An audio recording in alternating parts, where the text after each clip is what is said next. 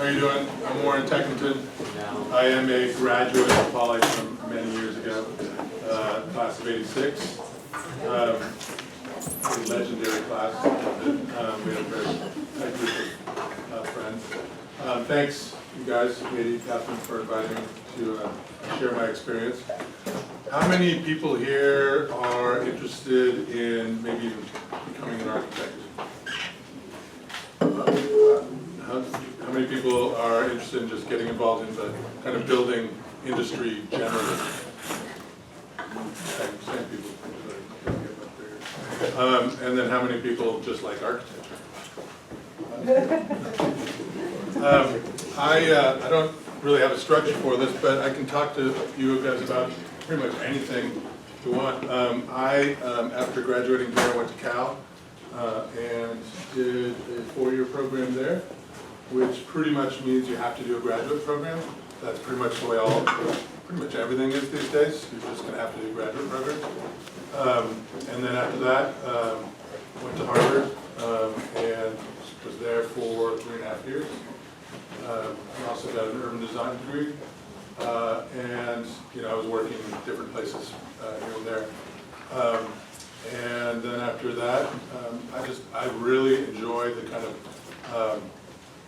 the discipline and the thought and the history of architecture. So I'm still involved with academics. I teach at USC regularly in design studios, and occasionally I teach theory courses as well.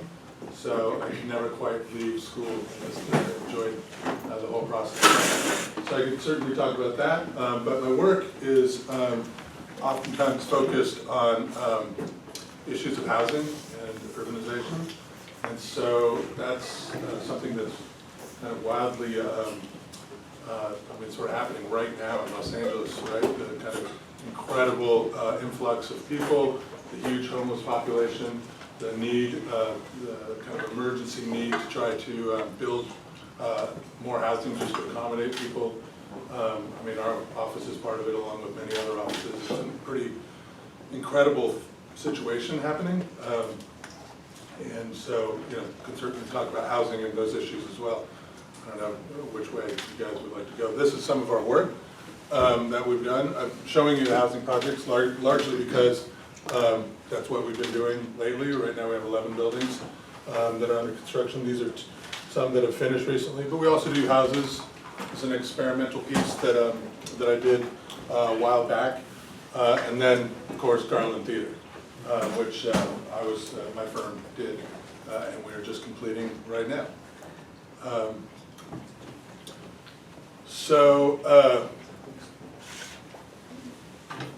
The buildings that we do are kind of multifaceted. I really enjoy color. I like the textures. I like thinking about how the spaces work with one another and how they kind of join. So the work tends to be pretty contemporary, and something that is the main reason why I enjoyed beginning architecture, because it gives me a chance to be creative and to look at basically to practice an art and have a creative work life. So that's how I joined it, and so the work is fairly contemporary and something that drives most of it, trying to make sort of modern, clean, well-lighted spaces that are sustainable and have all the kind of modern features that you would expect in a building. Does anyone have just any questions generally, overall? No? Can you talk a little bit about your sustainability practices with architecture and how you incorporate sustainability? Sustainability is very interesting sort of development in architecture and urban design generally.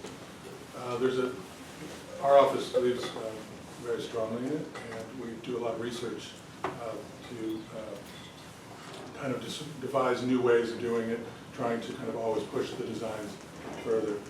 Buildings consume an enormous amount of energy. And oftentimes the energy is pretty much comes from heating and cooling of buildings, but oftentimes it also is lighting and just the electrical needs that are required. So architecture in general has been making a big push to try to make things more efficient. So we use high-performance windows whenever we can. That is one of the best ways of kind of controlling the heat gain, heat loss within a building. We use insulation, of course. These are all things that are common. But we've begun to start doing kind of more, I wouldn't call them advanced, but sort of alternate ways and more complex, certainly additive processes that make the sort of building process a little bit more complex. So for instance, we filter the rainwater now. So as you know, except for today, LA rarely rains, so just dirt sits on top of every roof. And when it finally rains, all that stuff just collects and immediately goes into the storm drains. And oftentimes floods, so all the low parts of Los Angeles get flooded up, and then it goes out into the ocean, and that's when everybody starts getting sick and whatnot from all the kind of contaminants from whatever. So the latest developments in our projects is that we catch all the water, hold it in these retention planters, and that's supposed to release it much easier and slowly into the system, as well as keeping it kind of purified and bringing it back to the state. So it's a bioremediation process. So that's pretty interesting. We use screens a lot. This is a metallic screen right here with a kind of eyebrow on the top shape. We have a sort of corresponding lower eyebrow, which we're integrating with kind of an idea of, planters. That's shading. It limits the amount of sun that's going directly into the building. It also kind of essentially becomes like an article of clothing that the building puts on. It sort of shades the entire facade. The roofs are all, kind of high performance as well. More often than not, now people are asking buildings to not make life so simple that people become sedentary and no longer get exercise. So developing kind of circulation patterns or ways of locating program with one another helps people keep kind of moving and kind of active. That's a new direction that things going, as well as just toxic elimination of toxic materials in the building process, which is very, which has become a very difficult thing to do for the profession. With your affordable housing projects, I guess I'm interested in your process on deciding how to find a harmony between beauty in the design and then also functionality and affordability, especially because that's a significant factor, and then because it's city, it's associated with the city, right? So how does that apply to the process too? Well, the affordable, this is what I think the genius of the new codes. It's called TOC, which is basically, it's no longer trying to make affordable housing. I mean, the new code, the TOC, that everyone is building, it incentivizes people to build affordable units. And to do that, they say, okay, you're normally allowed to build X number of square feet, 45 feet high, and that's all you're allowed to build, right? However, if you're willing to provide, let's just say 3 extremely low-income units, 4 low, I can't remember the 3 designations, but there's, through the housing department, you can register for a particular income bracket, and if you provide those, then all of a sudden you can build 60% more units, and you can build the building taller. So now you're building 67-foot tall buildings, which I think a lot of neighborhoods have gotten a little bit unruly about, because it happens to change the scale and sort of height of the buildings of your neighborhood. But the reason for doing, well, there's a couple of reasons for doing this, and I don't know what your guys' opinions are about it, but typically before it would be a government, often federal, right? Developers would apply for funds from a whole number of different groups that provide monies for this, and they would put these kind of essential services for low-income units in one structure. That tends to kind of locate all people in one area, right? By dispersing it in all the new projects, you're getting a lot more, right? Affordable units than the affordable funds allow for. B, you're also dispersing it, right? So you don't have these kind of like, what are often called ghettos or whole neighborhoods that are low income, right? So it's distributed evenly throughout the city. So the pushback with this TOC, and I guess it was voted for by everyone, is that Los Angeles is famous for NIMBYs. Have you heard of what NIMBYs are? Not in my backyard. So, so there are strong neighborhoods with strong resistance. So very little affordable housing gets built at all because people resist it. The thing about the TOC, because it was funded by or voted in, is that pretty much everything is getting approved. So it's just this huge watershed, which I think is massively important for the city. A huge watershed of now units that are available for low-income people. I just have a couple questions about about affordable housing as well. My first one is, I know like if you're kind of thinking about it theoretically, you'd say if you build more housing, supply and demand, the price of housing would go down. But I know some people see housing, especially in new projects and stuff, as like an investment, and it ends up where they don't actually live there. And I was wondering if that's something you've dealt with in your new buildings, and also I was wondering if you've ventured into the co-living. Isn't that like the new movement where you have like a central like cooking space and then more of a dormitory style? So the people who don't live there, what do you mean by that? Like I've heard that part of the problem with affordable housing is people in China and New York, like they see like a unit as like an investment or something. So it doesn't. So like all these new units go up, they get bought up, and it doesn't actually help the housing. Yeah, that happens. And I think Airbnb also poses problems because rent control people are once they re-rent that unit, right? They're stuck at that rate. Whereas Airbnb, people can like rent it for whatever they can get. Actually, so the city is trying to crack down on that, or for Los Angeles. I don't know what Pasadena's thoughts are about Airbnb and kind of taking units off the market to do that. There's always going to be foreign kind of, there's so much stuff downtown that it's just like purchased by someone that is barely ever inhabited. Companies in Europe and Asia that just use them for the 2 months a year maybe that they're here doing business. So that's hard to do, but that's market rate, right? The thing that's cool about the TOCs is that it's all market rate, so the developers are now able to make more money, plus you're getting the low-income units. So, I mean, everything is just, like, they're all fully, like, taken, leased up almost immediately. What was the third one you said? I was wondering about the like communal living. Co-living. Yeah, that's co-living is very cool. People have been trying to do that for my whole life.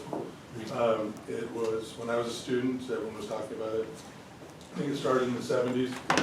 It's a very Scandinavian thing. That's where they're really pushing it. I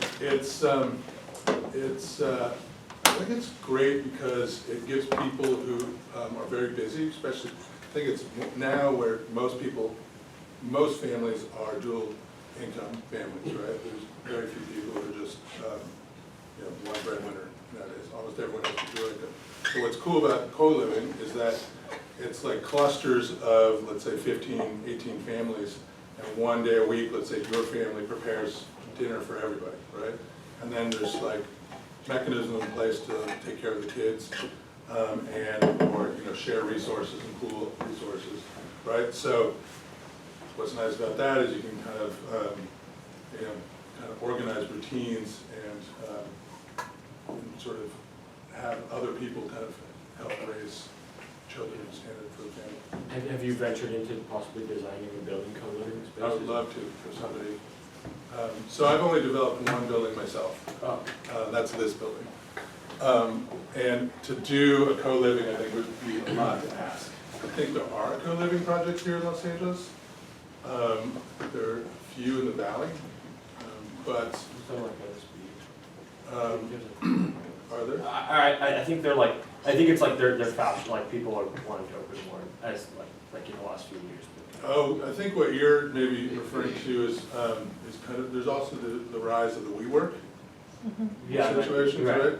Where that is, what's the Noya House, it's mostly a work-based thing, but they're actually now appending a residential to it, which is kind of great if you're bit your job, and so a lot of you guys, probably in your 20s and 30s, will be sort of traveling a lot with work, so you could easily go from one of these situations to the next, like New York, LA, San Francisco, back and forth, right?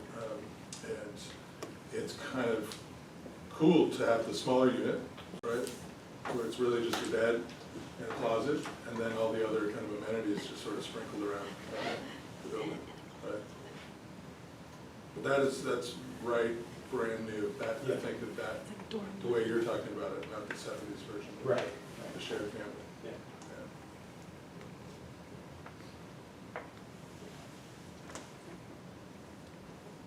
Have any questions about applying to architecture schools?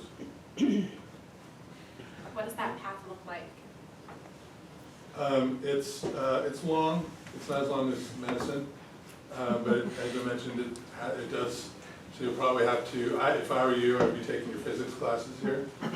Physics is something I still use to this day, kind of conceptually and sort of intuitively, thinking through how a building works. You'll have to take calculus. To this day, I still don't know why, but that is something that they require of us. I've never had to use calculus once in architecture. Geometry I use all the time, still. So that's great. There's a lot of complex geometric form, which we don't really do the hard math for, but there is a lot of geometric form. An undergraduate program I think is always good, but let's say you go to someplace like Princeton or Penn, where you have a bachelor's of arts and they don't do a bachelor's of architecture. That means you'd have to go and get a graduate degree if you want to do a professional degree. There are a few programs still doing, like USC, a bachelor's of architecture, which is 5 years, and it's kind of like all in from day one when you enter there. My personal, I like my path, which was a 4-year kind of Bachelor of Arts, and then switched to a very focused graduate program. Graduate programs are all around 3 years, approximately, and then you work a couple years, take your test, and you're licensed. That's kind of the path, more or less. The big thing that you would need, all that, with applying for all of those, is a portfolio. And this is not just for architecture. I think any design profession, art, all of that. You need, the portfolio is the most important thing you can put together for your work. Really, spend time documenting the work. I would take summer courses in architecture. USC, where I teach, has a fine one, but Harvard, I went to Carnegie Mellon's because it fit in with my mom's ambitious travel schedule that summer that I did it. Most schools have a version of it, and it gives you, basically you're doing projects, so it gives you an excellent opportunity to see what it's like, right, doing it. But then you actually come out with like 6 things that you can put in your portfolio, right? Which are specific kind of building related projects. I think it's an amazing education because it is super integrative, meaning you're taking disjunctive and different types of information, right? Geometry with fine arts, with mechanical, your knowledge of mechanical, with electrical, and it is oftentimes in art, you're just coordinating this like really crazy set of information that you have to put together into the building. And so regardless of whatever, you end up doing, right? Because the sort of, I think the myth, or what they say, is only 15% of people remain architects, like 20 years in. The rest have all gone into like interior design, or developing, or construction, or somewhere else in the building industry. But I do think it's an amazing profession in terms of, like, it's similar to, I guess, Silicon Valley, where you're kind of like trying to integrate kind of actual objects and physical devices with digital and electronic media and coming together with an object, right? So trying to fit it all together. So it's a good training in right and left brain activity. Were there ever points in your like 7-year process where you were just like, why am I doing this, and you wanted to quit, or were you like pretty passionate about it, where you could stay motivated to push through? Weirdly, I've always, my parents said from the time I was like a little kid, I don't even remember, I sort of always wanted to do it, right? And so I feel like that is just, what drives you. It's a strange profession, right? So you have to be all in. You can't just like pick it just sort of randomly, because it is pretty unique and the hours are weird, and the kind of end results, right, are all kind of strange. But for me, I never had that second question. I actually, at Cal, tried to, I did first year of both architecture and business, because I was just like, oh, maybe I'll be a businessman, I don't know. But, and I just couldn't relate to like the econ classes or anything like that, right? I understood it, I did fine in the class, but I just like didn't have to love there. Whereas you just stepped into architecture for me, and everything was just flowed. So it was like, it just found me in a way.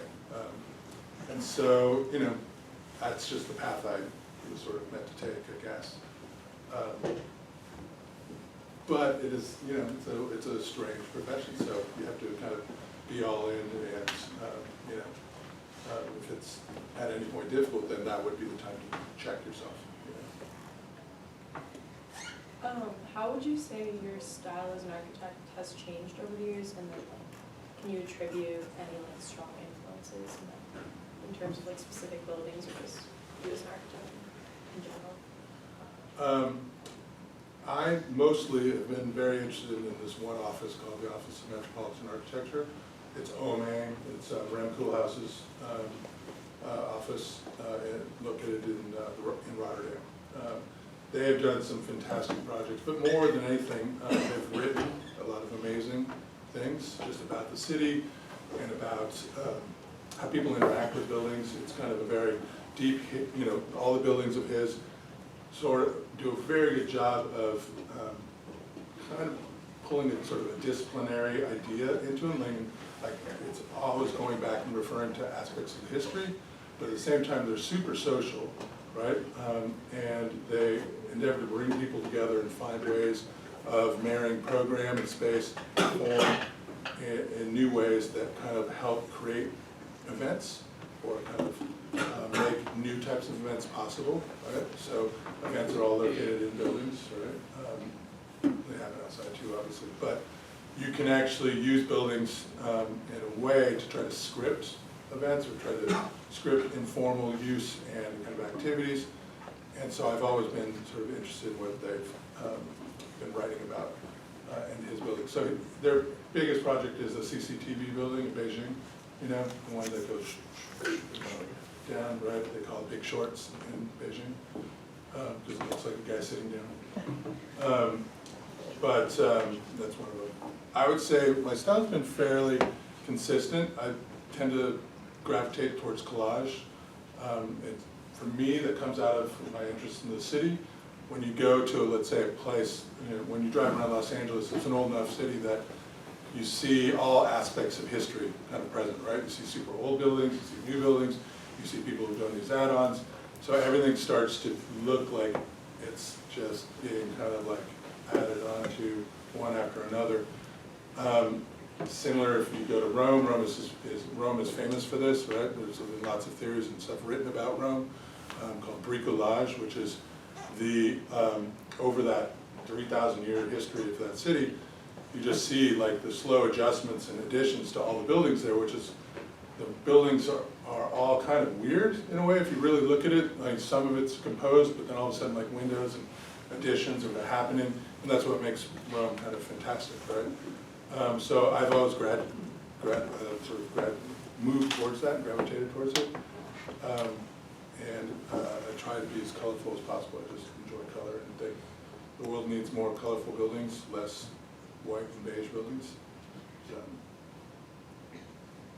This is kind of an open-ended question, but I'm just curious what you have to say about it. Like, obviously, LA was really expanded, like in the mid-20th century, to be like really sprawled out, car-based, but there's more of a movement toward public transportation now, affordable housing, etc. What do you think the future of LA civic planning looks like, anyway you want to approach it? I think people are just going to continue coming here. So expect by the time, you guys are my age, there's going to be 20 million people here probably. It is super spread out right now, right? And so right now we're densifying the grid. I think the apartment buildings will just keep kind of moving outwards. I don't think it's road versus public transit. I think we just need both, right? There's another program where they're actually allowing super tall buildings right on top of the subway to help basically, like, if you don't own a car, you can just live anywhere on that line in one of those buildings, and then you can get to kind of like the main points, right? But there's all these kind of new technologies that are happening, right? Ride sharing, right? Pretty soon it's going to be autonomous vehicles. Mailmen will probably be, replaced by drones of some form or some sort of robot, so how do you deliver packages, let's say downtown, right?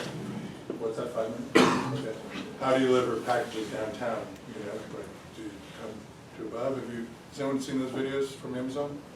Yeah. They're like prototype. With they put the target down, and that's all like happily in suburbia, right? But imagine that scenario in a major city, right? And then there's the, mythical flying vehicles, which we'll see that how that plays out, right? But, some version of the drone will sort of be there. I kind of think you just have to do it all simultaneously. Los Angeles is very much designed to be car-based, kind of like Venice, Italy, designed about boats, right? And Italy's, that's kind of a tourist city now, right? But I think, the sort of cars are kind of, etched here, right? And because it's so big, you still have to get around. Can you just, Oh, Okay, it's a question about architecture in general. Are most architects independently employed, or is it like an architect firm that a lot of people work for? How does that work? I have my own firm, but most people work for large companies. So take the new stadium, right? $5 billion project. That is 8 large companies combined together. I don't know who the head honcho is actually in that bouillabaisse of firms, but it's all has to be coordinated, and each team has hundreds of people. They're focusing on different things. There's a whole drainage team, and there's a whole urban team, and then there's the actual builders of the building, the interiors guys. So I kind of run a niche operation, which is like, design forward firm that just focuses on custom bespoke buildings. We just have a couple minutes left, but can you just say what was the experience like working here at Poly in Garland? Oh, it's been great. So Garland is one of those projects, like, I don't know what you guys thought of the tech before the change, but there's been a significant investment by the school in kind of modifying anything dealing with the tech in that room. Like, so any of you who were up in the catwalk before, we've now added air conditioning up there, so you're not going to just like sit there in the oven with the heat of all the lights. Any of well, we got a new projector. That was the first thing that needed to go. There's a whole set of new dimmers that are going in place, so it should be pretty pro. You know, where the light just goes down evenly as opposed to like, you know, the way it has been. I mean, it's just, I think the building is, so we've added the kind of upper level, which is great. We got 105 new spots in there, so we could, in theory, seat the entire upper school. I